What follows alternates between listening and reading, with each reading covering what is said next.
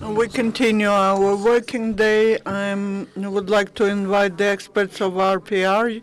Yuriy Ganuschak and Pavlo Kukhta will be talking about ways to reduce the debt of the pension fund by implementing a set of pension fund reforms introduced by the Reanimation Package of Reforms. Good afternoon. I am Pavlo Kukhta. We would like to talk about pension reform, explaining why it is so important and required for Ukraine, and we would like to talk about what RPR has done. If you have seen the draft budget, the biggest expenditures are for pension, about 900 billion hryvnias.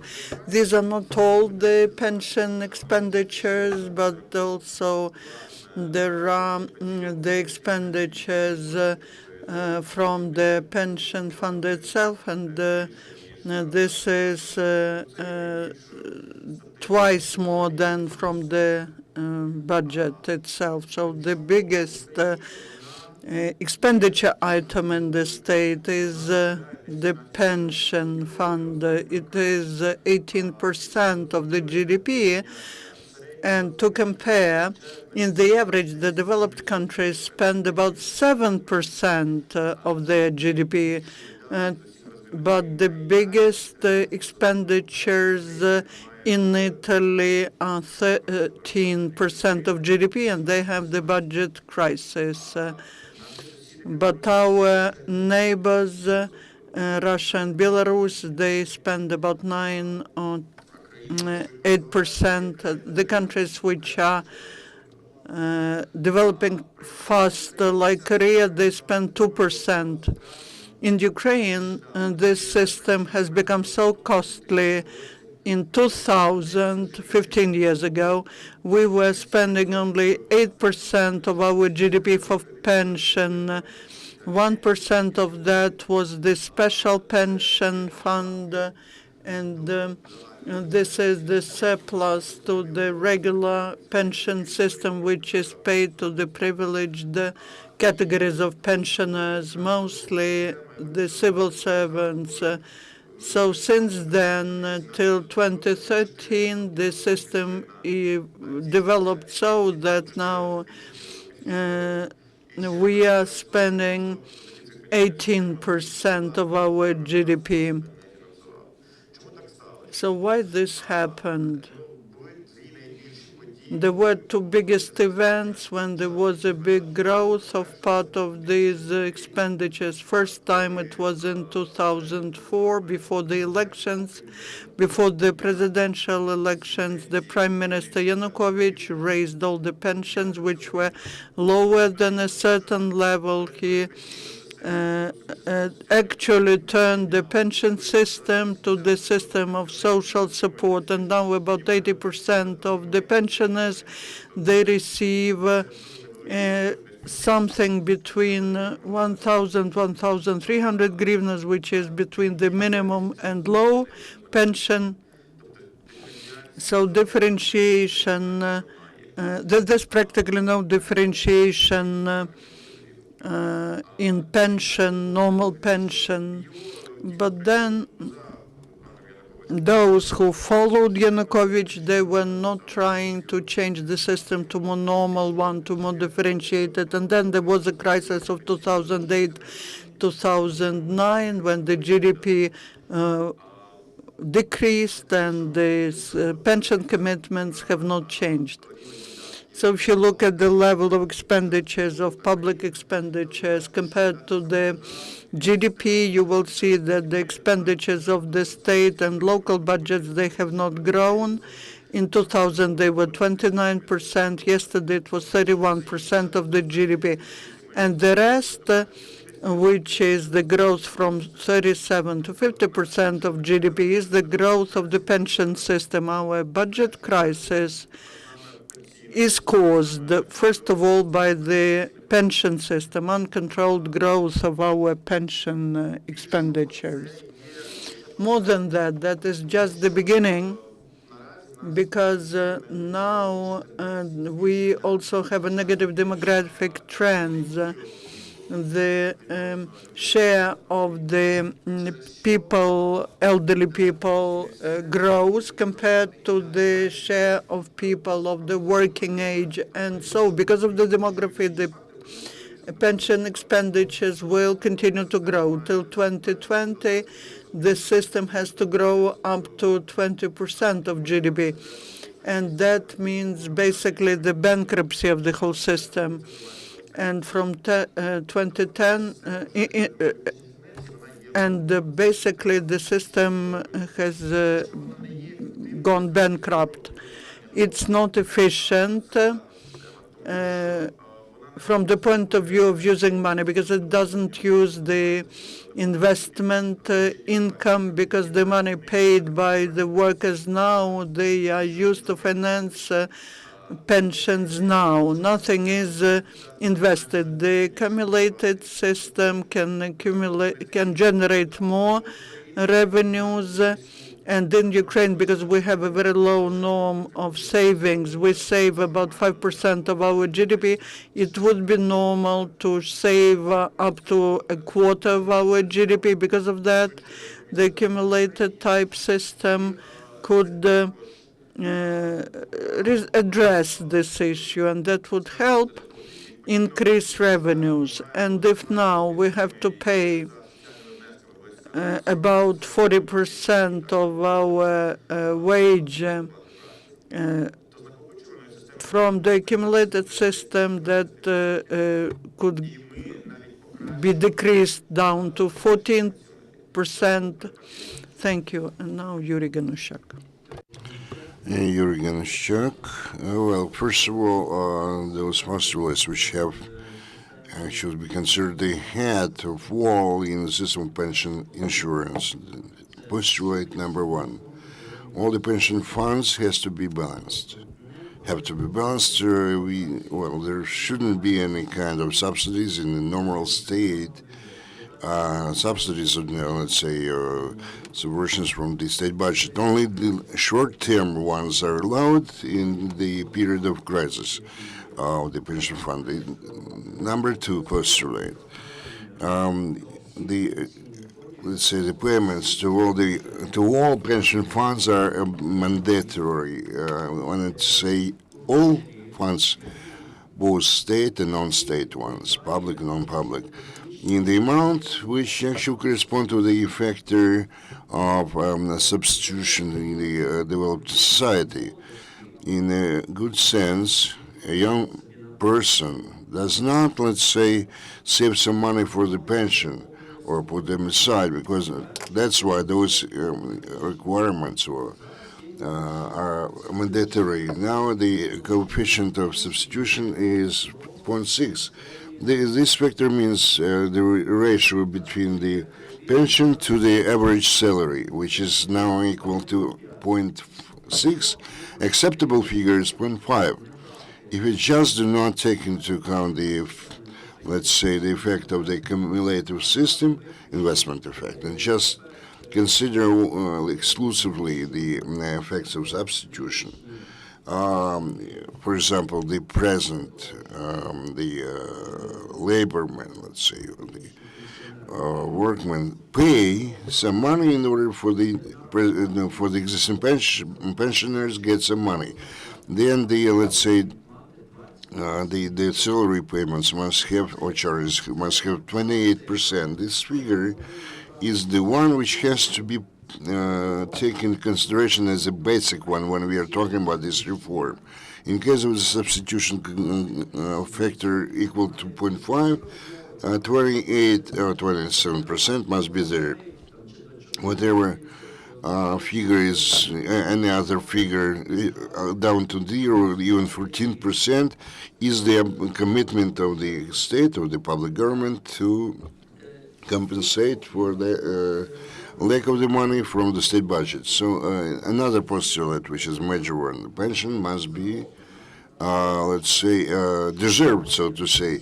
That means that the amount of the pension payments must directly depend upon the charges to all the pension funds of this specific person during its phase of life. without any exceptions. That's why all the pension system, absolutely all the special or targeted pension of the sector nature have to be eliminated and to be brought down to this postulate. This also holds for the military or servicemen and the representatives of other law enforcement bodies or agencies. They have to be part of the single pension system. How we can actually win over the people and make them agree to this system. Only we have to take care of the individual approach, either some individual accounts or personal accounting, so to say. And this postulate lies in the basis, is laid in the basis of our approach to the pension, to the new pension system, which is as follows. Each year, all the charges, all the payments made by this specific person, either voluntarily or the, let's say, its employer did that for this person, and this accounting is in place since 2002. We have to introduce the individual factor, annual individual factor, which is equal to this sum over the average salary in the country. And this indicator, in fact, actually, this coefficient or factor is protected against the let's say the inflation, because the salary actually follows or they is dependent on the inflation rate, and the sum of those factors over the whole period of the labor period of a person until this person retires produces the single index, the individual index, if you want, of the person. And if you take into consideration the average person works about 40 years, and with the coefficient 0.35, then we come up to the single index. If this person paid it himself or herself, or the employer paid money for this person to the pension fund, then we have this individual index, actual outcome index. Then this index has to be divided by the expected level of the let's say length of life or duration of life of their pension. For ladies, this period is 25 years after she retires. For men, 15 years. I can see you are surprised. I have to remind you, 2.5 years is the average duration of life in this country, taking into consideration that some of the people die in the green years.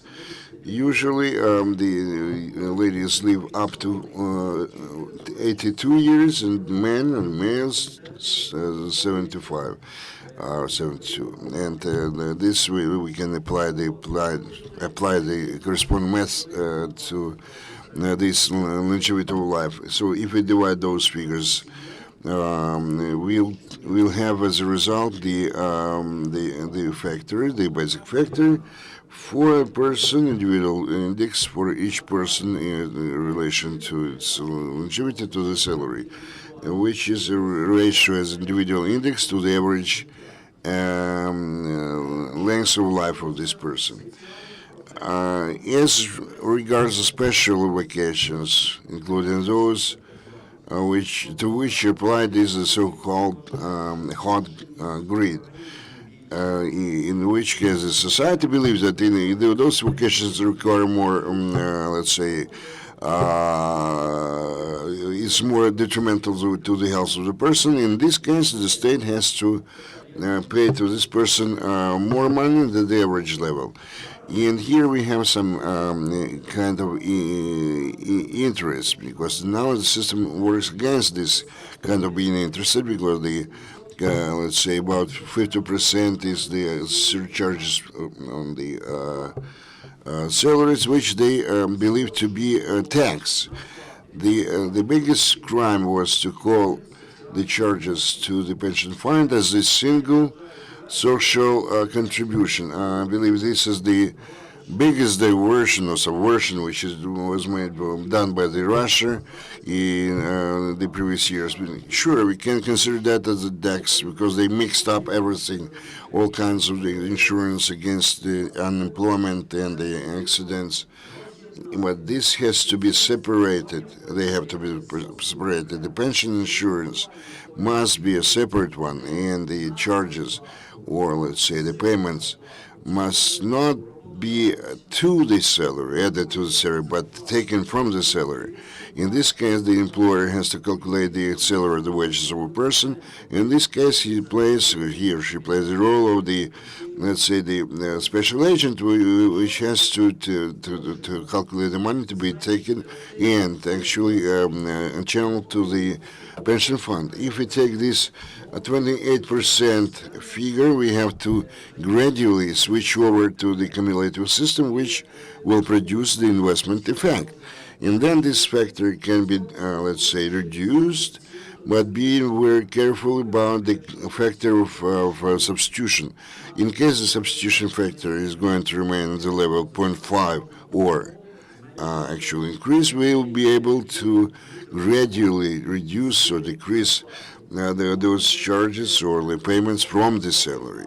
We can come up with some kind of this one-time act if there is a political will in order to the charges or surcharges on the salary to be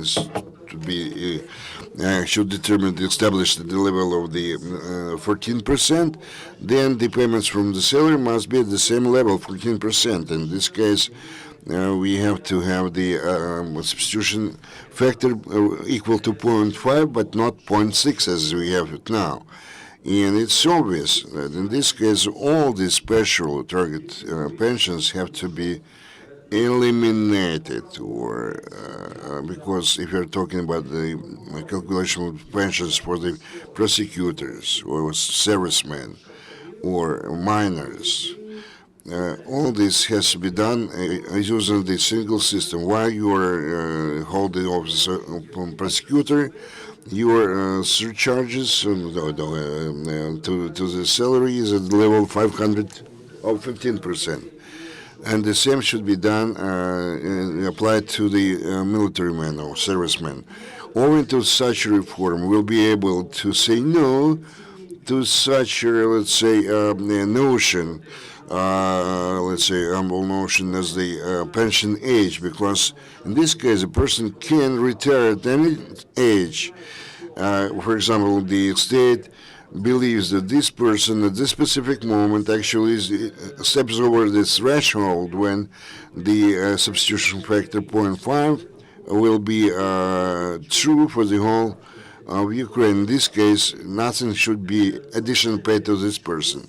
At the same time, we have to preserve the term as social age. Social age is the age starting from which, even if this person did not, let's say, earn the money for this allowable or permissible level of pension, then the state has to pay the difference to this person, I mean, from the social funds in order to make, to allow this person at least to survive.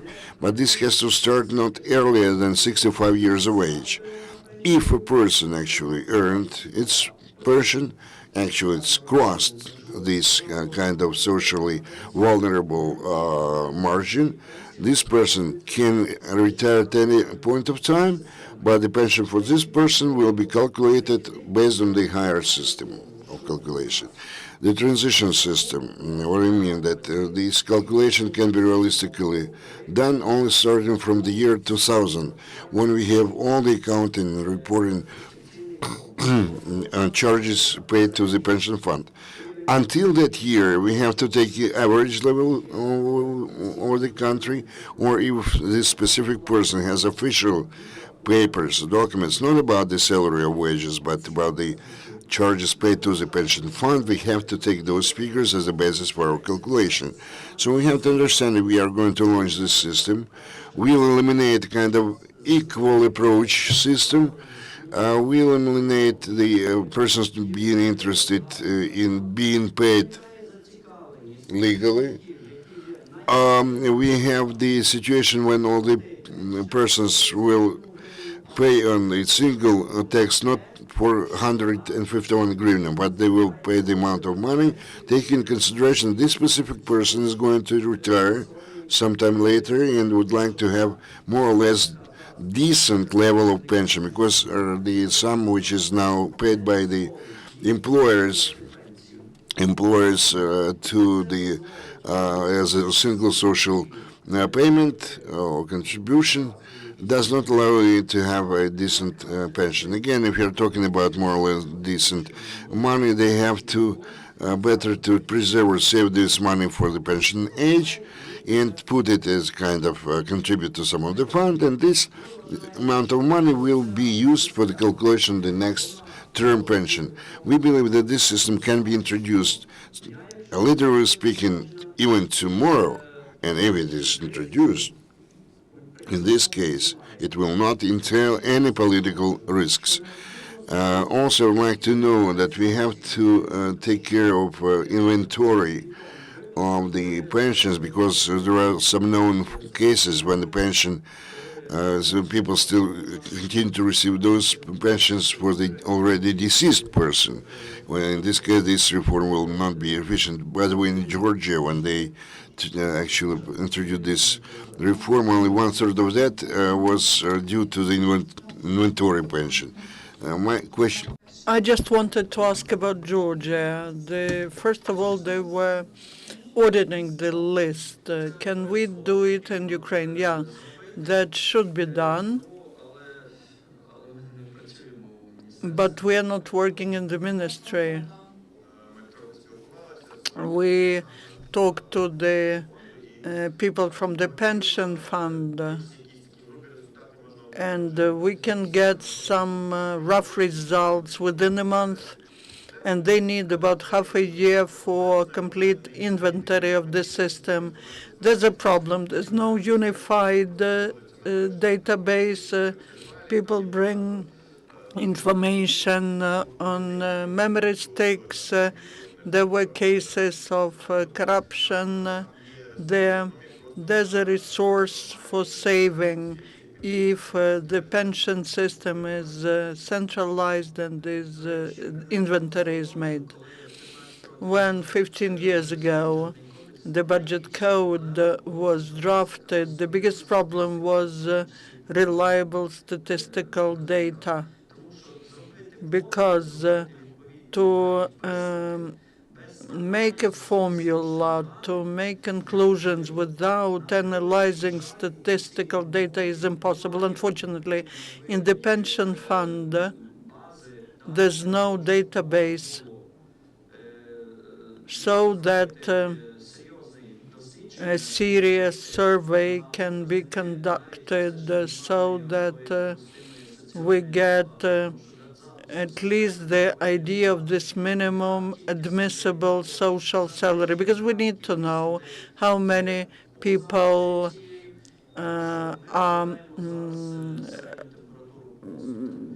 just have reached this threshold, who hasn't reached, without inventory, without transparent indicators by demographic groups, by types of pensioners, by the volumes of the pension accrued, by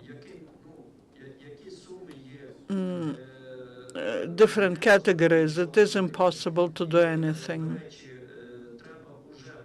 And basically, we need to start it so that people see how much they have accumulated on their accounts. Individually, this could be done, but that system doesn't work well. Now back to the process of optimizing the pension system. How efficient is to use these funds. There's information that about one-third of the pension funds are spent for administering. No, it's not one-third, it's up to 5% according to official data, but that's official data. But realistically, the system looks like that. There are some regional centers of pension funds. They have some data on pensioners, and the data is in hard copy, semi-digital form. They are sent to the center on memory sticks, like Excel files, and people can steal. There was a case when some programmers were manipulating the data in this way, stole 4 million hryvnias. The cost of administering is probably high, but we need to take into account the corruption component. We cannot say how big it is.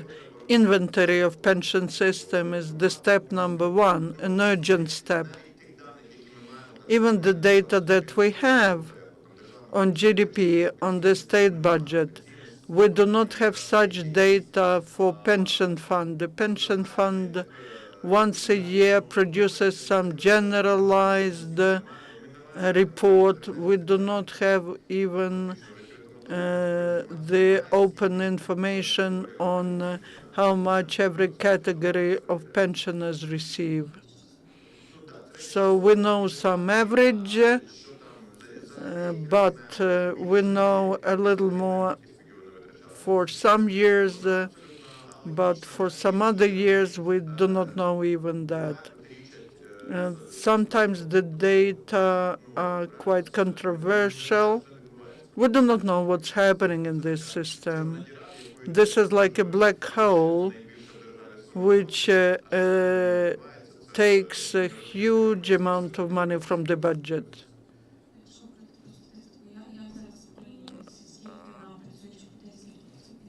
How many pensioners do we have in Ukraine compared to the numbers of working people?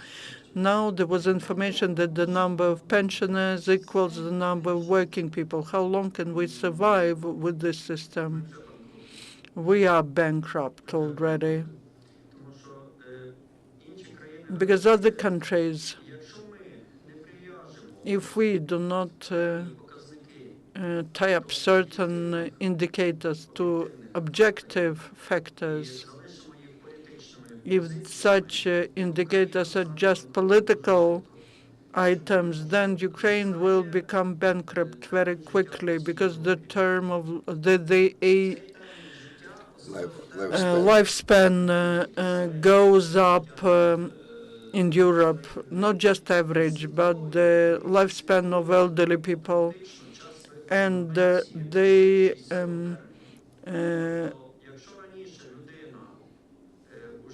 basically look at when the person retires. If in the past the person was getting on pension at 50, then now people retire later.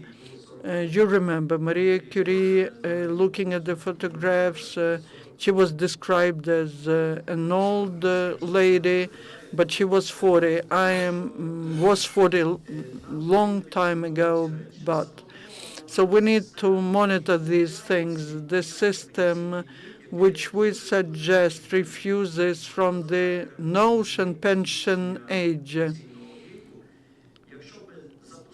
If they started our system, we would be using a different definition. We wouldn't be using the definition or the notion of the age of retirement, but we would be using the notion age starting from which the person starts getting social assistance in the amount which adds up to what the person did not get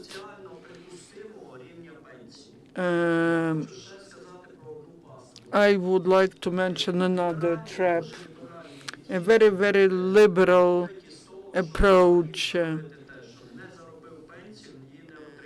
is if you haven't earned the pension, you do not get it. But unfortunately, in the country where paternalism is so big, you see these demonstrations near the National Bank, people who voluntarily were depositing money, but now they require the bank to pay them. We shouldn't be allowing the situations when the level of supporting the pensioners is too low, because in this case, these people have to be deprived of the right to vote. They shouldn't be voting at the elections, because when they are below the level of social poverty, they will be voting first of all for the slogans, "Take what has been robbed."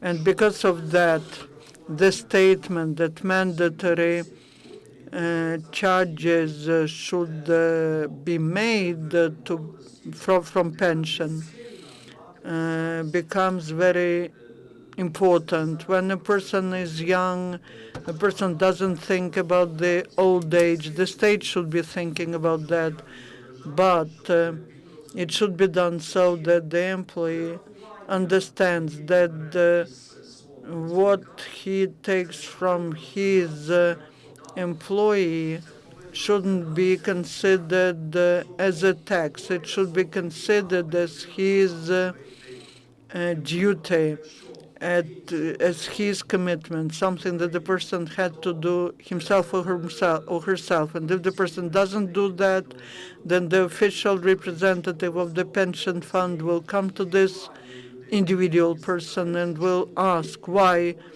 aren't you paying to the pension fund? And it's not just about pension fund of the state pension fund.